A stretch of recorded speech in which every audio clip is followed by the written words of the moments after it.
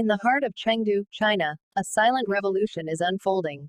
Beneath the radar, in a sprawling factory, Conceived in the late 1990s, the J-20 was China's answer to the West's most advanced stealth fighters.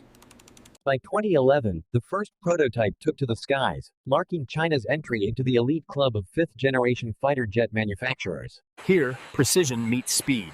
The factory operates on a pulsating assembly line designed to maximize efficiency and minimize downtime.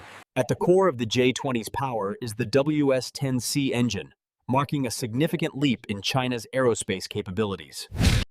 With thrust vectoring capabilities, the WS-10C enhances the J-20's maneuverability.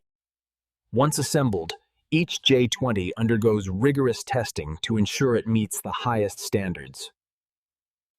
On the ground, its legacy is being built, piece by piece, in the heart of Chengdu. Let's review the schematics one more time before we start the assembly. Agreed. We need to ensure every component is perfectly aligned.